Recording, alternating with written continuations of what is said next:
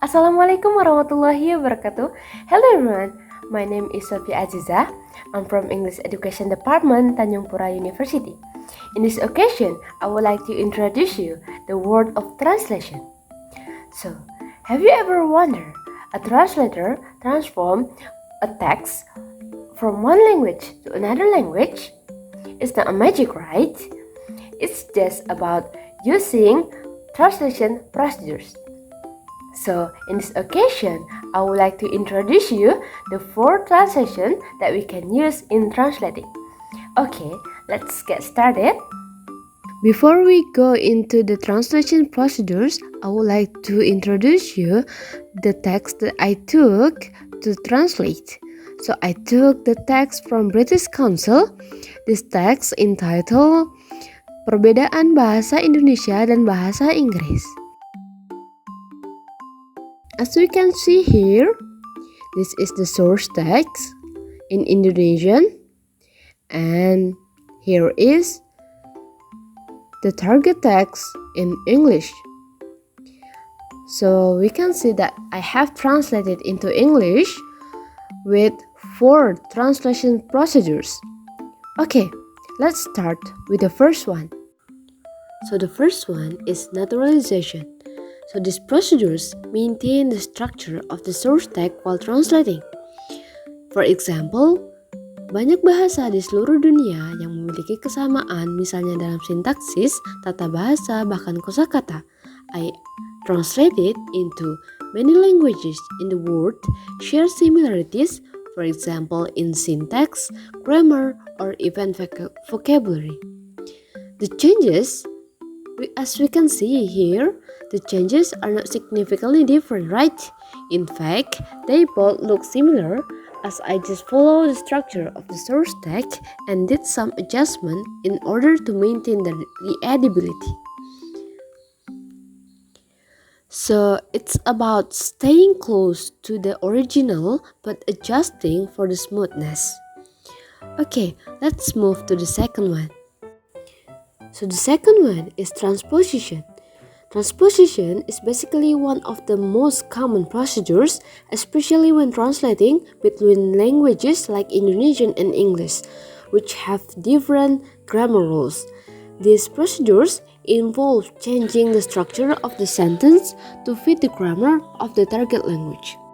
As we can see in the example, for the original text, sementara itu untuk frasa kata sifat di kedua bahasa tersebut memiliki aturan yang berlawanan. And I translated into, meanwhile, English and Indonesian are completely different in terms of rule for the adjective phrase. Here, I had to adjust the grammar. In Indonesian, plural forms don't need extra marker, but in English, I added an article like the to make it grammatically correct. This is what transposition does. So it adapts the grammar without changing the meaning. Okay, let's move to the next one. Next is addison and omission. Sometimes, to make translation more natural, we need to add or leave out certain words or phrases. This to keep the text interesting and avoids a boring word-for-word translation. As we can see the definition of the addison and omission here, it involves adding or removing word while translating.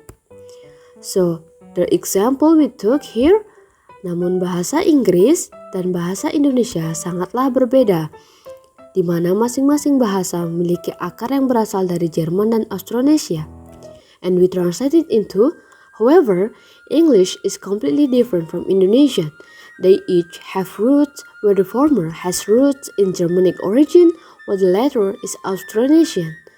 So in here, I added and omitted several words, such as adding the words the latter to represent English and the former for Indonesian. This aims to make the translation smoother and more efficient. Okay, we move to the next one.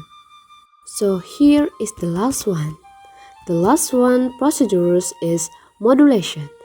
So these procedures, it's about changing the point of view tone, or perspective of the translation. This is to make the translation sound more natural and engaging.